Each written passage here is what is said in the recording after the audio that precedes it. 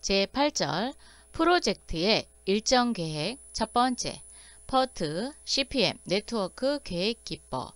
네트워크 계획 기법이란 간트 차트의 결점을 보완하기 위해 개발됐다. 자, 간트 차트란 전통적인 일정 관리 기법이에요. 즉, 계획된 실제 작업량을 작업 일정이나 또는 시간으로 이렇게 나누어서 가로선으로 표시함으로 인해서 계획이나 또는 통제 이런 기능을 동시에 수행하는 기법이 되겠습니다. 그 기법에 결점이 있다 보니까 그 결점을 보완하기 위해서 개발된 게 네트워크 계획 기법이 되겠습니다.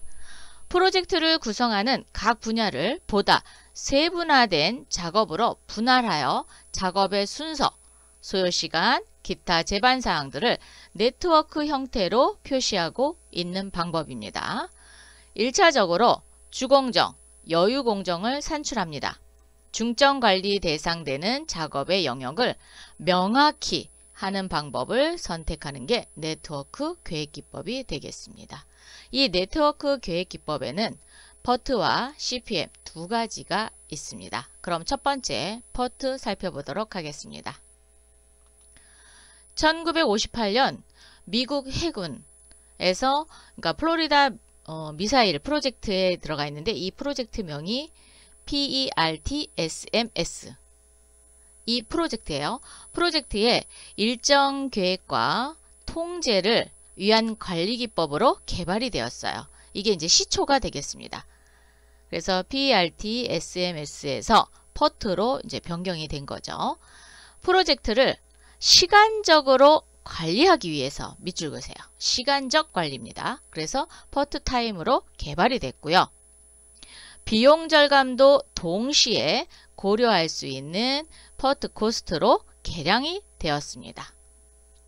규모가 크고 복잡하며 장기간 시간이 소요되는 사업에 사용이 됩니다. 그래서 고속도로라든가 건설, 교량 등 대규모 1회 프로젝트의 일정한 관리에 PERT 기법이 효과적이다 라고 할 수 있습니다. 그래서 PERT는 장기간의 시간이 소요되는 사업에 주로 투입이 되고 있다.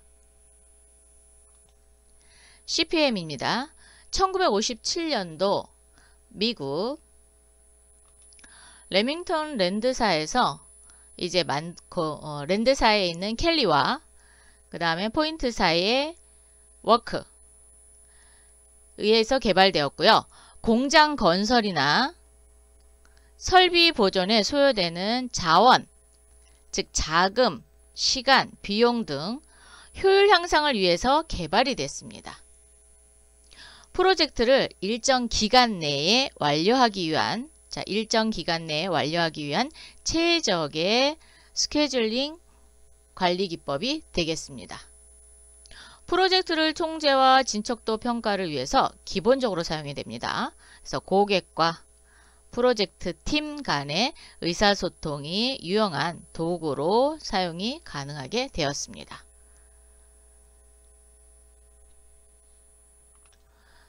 작업 데스크들의 논리적으로 배열하고 관계를 도식화할 수 있으며 근래에는 양자를 총괄하여 PERT, CPM이라고 이야기하기도 합니다. 자, 그럼 PERT와 CPM의 차이점 살펴볼까요? 자, PERT는 각 활동 시간을 세 가지로 추정하여 평균 시간을 계산하는 일정의 확률적 모형입니다. 그런 반면에 CPM은 활동 시간을 확정적으로 추정하고 있습니다. PERT는 프로젝트를 시간적 측면에서 고려했죠. 그런 반면에 CPM은 시간과 비용 둘 다 고려를 했습니다.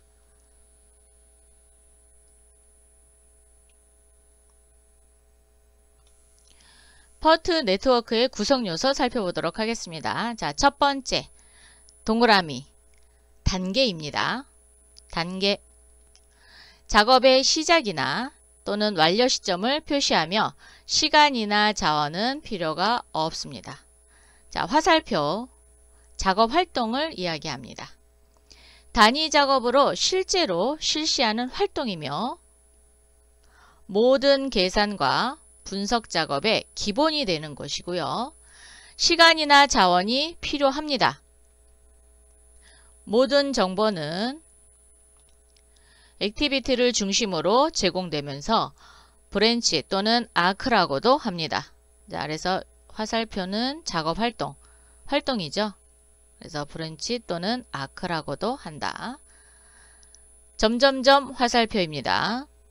명목상 활동을 이야기합니다. 즉 더미 액티비티죠.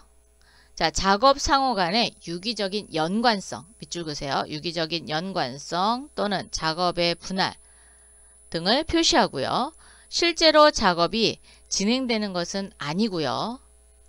2개 이상의 작업이 행해지는 순서만 나타내고 있습니다. 각 활동의 선행 조건을 네트워크에 명확히 표현한 것을 명목상 활동, 즉 더미 변수를 사용해서 이렇게 표시한다라는 그런 의미를 가지고 있습니다. 네. 자, 네 번째, 작업 시간 또는 활동 시간입니다. 하나의 활동을 마치는데 소요되는 시간이고요. 화살표 위에 숫자로 표시합니다. 이렇게 표시해요. 이렇게. 그래서 I, J, 그래서 I는 선행 활동, 먼저 했던 거, 그 다음에 J는 후속 활동. 그래서 22일, 활동 시간이 22일이고 DI-J, 즉 I에서 J를 뺀 활동 기간을 여기다 표시하는 겁니다. 그래서 여기서부터 여기까지의 활동 기간을 표시하죠. 표시할 때 TE가 있고 TL이 있습니다. 자, TE는 각 단계에서 가장 빨리 시작할 수 있는 시간을 TE. 그럼 TL은 각 단계의 가장 늦은 허용 기일을 표시합니다. 자, TE와 TL. 가장 빨리 시작할 수 있는 시간, TL은 가장 늦은 허용 기일. 서로 의미가 좀 다르죠. TE는 엘레리스트, TL은 레이티스트죠. 그래서 TE 또는 TL 이렇게 표현이 되고 있습니다. 활동 소요 시간의 추정. 자, 3정 견적법을 사용하고 있어요. 즉 3개의 시간 추정치의 가중평균치를 계산하는 방법이 되겠습니다. 이때 필요한 시간 추정치는 3개가 있는데 낙관시간치, 정상시간치, 비관시간치가 되겠습니다. 낙관시간치는 예정대로 진행될 때 최소 시간치를 이야기하는 거예요. 즉 평상 상태보다 잘 진행될 때 그 활동이 완성시키는 데까지 들어가는 최소 시간을 이야기하는 거고요. 정상시간치는 정상인 때 최선의 시간치, 활동이 완료하는 데 필요한 기간 중에 들어간 최량의 추정 시간치를 의미하는 겁니다. 그래서 최선 시간치라고 이야기하고요. 비관 시간치는 뜻대로 진행되지 않았을 때 걸리는 최대 시간치를 이야기합니다. 그래서 최대 시간치. 기대 시간치는 낙관, 정상, 비관, 즉 활동 소요 시간의 추정에 의해서 계산되는 시간치를 기대 시간치라고 하는 겁니다. 그래서 예정대로 진행됐을 때 최소 시간이 얼마나 걸리는지 그거를 기대 시간치. 그래서 기대 시간치를 계산하는 데 있어서 베타 분포도를 따르고 있거든요. 낙관 시간치 더하고 정상 시간치 더하고 비관 시간치를 더해서 6으로 나눕니다. 이때는 이제 분포도에 따라서 계산이 돼가지고 분산을 사용하게 됩니다. 베타 분포라는 것은 확률에 대한 확률 분포도를 얘기하는 거예요. 그래서 매개 변수 알파와 베타에 따라서 0과 1의 구간이 이 구간에 정의되는 연속 확률 분포를 베타 분포라고 이야기합니다. 즉 일반적으로 하한값, 상한값, 최빈값을 추정되며 베타 분포로 갖고 있는 확률 변수의 기대치 그리고 분산은 주어진 세 가지의 값에 의해서 추정할 수 있는 것을 베타 분포라고 이야기합니다. 그래서 베타 분포에 따라서 활동 소요 시간을 추정해 볼 수 있다라는 겁니다. 네트워크의 주공정 발견을 위한 단계의 T2 및 TL의 계산 법입니다. 자, T2는 가장 빠르게 완성할 수 있는 시간 또는 기일이라고 이야기할 수 있겠죠. TL은 가장 오래 걸리는 허용 기일, 즉 그 공정의 끝까지 완성이 그때까지 될 수 있는 그 기일을 표현하는 게 TL입니다. 그래서 T2는 시간, 가장 빠르게 완성할 수 있는 시간, TL은 가장 길게 완성될 수 있는 시간, 이렇게 표현할 수 있습니다. 자, T2와 TL의 시작점은 무조건 기대치는 0입니다. 두 번째 공정으로 갔을 때 2라는 시간이 소요가 된답니다. 그러면 T2는 2, TL도 2가 되겠습니다. 바로 4공정으로, 3공정을 거치지 않고 4공정으로 갔을 때 소요되는데 5가 들어간답니다. 그러면 T2는 2에다가 5를 더하는 거죠. 그래서 7. 그리고 머물러 있을 수 있는 허용 길도 7이 되겠습니다. 바로 다른 공정을 거치지 않고 또 6공정으로 넘어갔을 때 6이라는 시간이 소요된다고 합니다. 그러면 7에다 6을 더하니까 13. 마찬가지로 TL도 13이 되겠죠. 완성 단계까지 왔을 때는 7이 걸린답니다. 그러면 13에다 7을 더하니까 20의 기대치가 계산이 되는 겁니다. 이렇게 계산이 돼서 완성되는데 총 20의 시간 기대치가, 즉 기대 시간치가 생성이 되는 거죠.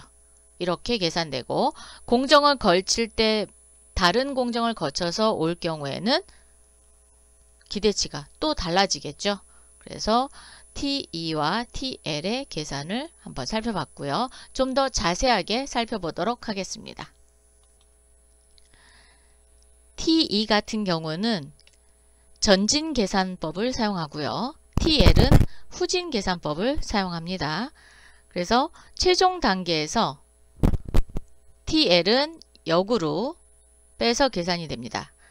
자, 그러면 여기를 한번 계산해 볼까요? 자, 총 20의 시간이 걸린다고 했을 때 7번째 공정은 길이 4일 걸린답니다. 그러면 20에서 4를 빼서 TL은 16이 되는 거고요.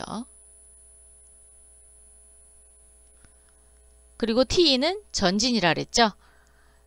1에서 2까지 2가 들었고요. 2에서 4는 5, 7이었죠. 7에다 2를 더하니까 9가 되는 겁니다. 그래서 T2는 전진, TL은 후진으로 계산을 해서 기대시간치를 계산하시면 되겠습니다. 주 경로의 발견. 자, CP를 한번 계산해 보도록 할게요. 자, 후속 단계 T2의 계산은 전진 패스법을 사용한다 그랬죠. 그래서 T2는 전 단계 T2의 활동 시간에서 DI-J를 더하는 전진 계산이다 라고 얘기했습니다. 자, 예를 들어서 5단계, 단계 5, T2 3에다가 활동 시간인 D3에서 5를 빼줍니다. 그러면 T23의 값은 5였고요.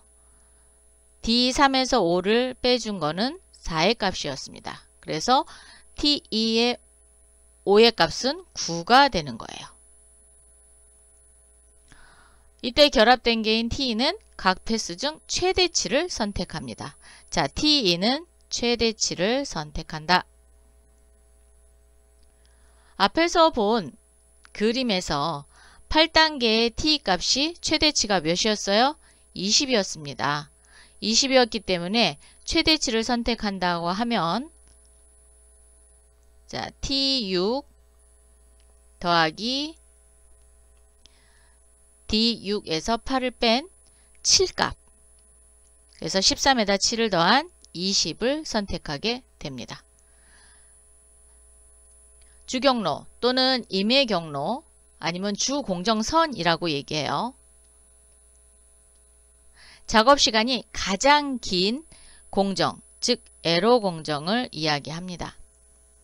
전진계산법을 사용할 경우에는 한 작업의 선후관계를 만족하는 조건하에서 빨리 시작하여 빨리 끝나는 계산 방식이 전진계산법. 후진계산법은 가장 늦는 거죠. 전체 작업 완성 시간을 준수하면서 가장 늦게 시작하는 계산 방법이 후진계산법입니다. 그래서 아까 T2는 전진계산법을 많이 사용하고 TL은 머물러 있는 시간이 오래된다 그랬죠? 그래서 후진계산법을 사용하게 되는 겁니다. 자, 전단계의 T1 계산법 살펴보도록 할게요. T1은 후진 패스죠? 후진 계산법입니다. 5단계, 단계 5에 TL을 계산해 보면 앞에 나간, 즉 먼저 나간 TL의 8에서 빼줘야 되겠죠. 그래서 D5부터 8에 대한 활동시간을 뺍니다. 그래서 20에서 8이라는 활동시간을 빼면 12가 되는 거죠. TL은 각 패스 중 최소치를 선택합니다. 뭘 선택한다고요? 최소치 선택. 단계 3의 TL은 최소치가 8이었고요. 그리고 최대치가 12였습니다. 그러면 최소치를 선택하니까 그렇죠. 8을 선택하게 됩니다. 단계 여유인 S입니다. 즉 각 단계마다 여유가 얼마나 있는지를 계산해 볼 수 있어요. 이 계산은 TL에서 T2를 빼면 여유 시간이 계산이 됩니다. 자, 그래서 TL이 T2를 뺐을 때 0보다 크면 S는 0보다 큰 거 되는 거죠. 그럴 경우에는 플러스 정의 여유를 가지고 가는 거고요. T2가 크다. 그럼 마이너스죠. 부의 여유를 가지고 가는 겁니다. 그리고 같을 경우 있어요. 그런 경우에는 여유가 없는 거죠. 그래서 단계 5의 여유를 계산하면 TL 5에서 TE 5를 빼면 12에서 9를 뺍니다. 그래서 3이라는 여유가 생깁니다. 자, 이때 그러면 정, 부, 여, 영이 있습니다. 자, 정의 경우는 자원이 과잉되는 상태가 되는 거고요. 즉 여유가 많다라는 건 자원이 그만큼 넘쳐난다는 거죠. 자, 부는 부족한 거죠. 마이너스니까. 네, 자원이 부족한 경우. 0인 경우는 아주 최적의 배분 상태를 나타내는 겁니다. 그래서 대부분 어디에 맞춰요? 0에 맞춰야겠죠. 그래서 자원이 최적 배분되는 상태는 0 여유, 즉 제로 스톱입니다. 주경로의 발견 이어서 하도록 하겠습니다. 자, 네 번째. 주공정의 발견은 주경로, 즉 CP는 단계 여유를 뭘로 만드는 때예요? 0. 0으로 만드는 패스를 이으면 됩니다. 그래서 위에 네트워크에서 가장 여유가 그러니까 단계 여유가 제로로 만들었던 게 검은색이었어요. 다시 한번 볼까요? TL에서 T2를 뺀 거라 그랬잖아요. 그래서 TL에서 T2를 빼니까 제로. 그리고 7에서 7을 빼니까 제로. 13에서 13 빼니까 제로. 20에서 20 빼니까 제로. 그래서 가장 이제 이상적인 경로 CP죠. 그래서 이 단계가 되겠습니다. 다시 살펴보면 굵은 검정색 화살표로 나타냈다라고 했습니다. 그래서 주 경로 CP는 1, 2단계, 4단계, 6단계, 8단계 또는 뭐 1공정, 2공정, 4공정, 6공정, 뭐 8공정 이렇게 얘기도 하고요. 뭐 공정이라고 얘기하기도 하고 단계로 얘기하기도 합니다. 그래서 1, 2, 4, 6, 8이 주 경로가 되겠습니다. 요점 정리하고 가겠습니다. 자, PERT CPM, 프로젝트를 구성하는 각 분야를 보다 세분화된 작업으로 분할하여 작업의 순서라든가 소요시간, 기타 제반사항의 네트워크 형태로 표시함으로써 주공정, 여유공정을 산출해서 중점관리 대상 작업을 명확히 하는 방법을 PERT CPM 네트워크 계획기법이라고 이야기했습니다. 자, 비용을 적게 사용하면서 최단 시간 내 계획을 완성하기 위한 프로젝트의 일정 방법이고요. PERT의 경우에는 소요시간의 예측이 어려운 경우에 해당이 되고 CPM은 소요시간이 확실한 경우에 이용된다 라고 장단점을 이야기했습니다. 주경로, 즉 CP. CP는 자원의 최적 배분을 0 여유, 0입니다. 0 여유를 상태를 말한다 라고 얘기했어요. 주경로를 결정할 때는 부여유는 없는 것으로 가정을 합니다. 왜? 마이너스니까. 네. 최초 예정 시간, 즉 T2와 최후 허용 단계 시간인 TL의 차이가 없는 경우를 여유, 즉 0 여유의 상태다 라고 이야기했습니다. 자, PERT CPM에 제공하는 도구는 프로젝트 개발 기간을 결정하는 임의 경로, 즉 CP를 사용하고요. 통계적 모델을 적용해서 개별 작업에 가장 근접한 시간 측정을 기준으로 합니다. 정의의 작업에 대한 시작 시간을 정의하여 작업들 간의 경계 시간을 계산하죠. 자, CPM, 작업의 데스크들을 논리적으로 배열하고 관계를 도식화할 수 있고 고객과 프로젝트 팀 간의 의사소통에 유용한 도구로 사용이 가능하고 프로젝트 통제와 진척도 평가를 위한 기본으로 사용이 됩니다. 자, 포워드 스케줄링, 소비자가 요구하는 내용을 잘 파악할 수 있는 조립 생산 방식에서 사용이 됩니다. 작업 지시를 기준으로 완료 일자를 추정하는 데 사용을 하고요. 오늘 작업을 한다면 작업 완료일에 대한 추정이 가능하고 고객에게 제시할 수 있습니다. 일반적으로 공정이 복잡한 경우에는 공정 간에 관련된 시간 제약이 발생할 수 있다는 단점이 있습니다. 자, 이렇게 해서 제8절 프로젝트의 일정 계획을 모두 마치겠습니다.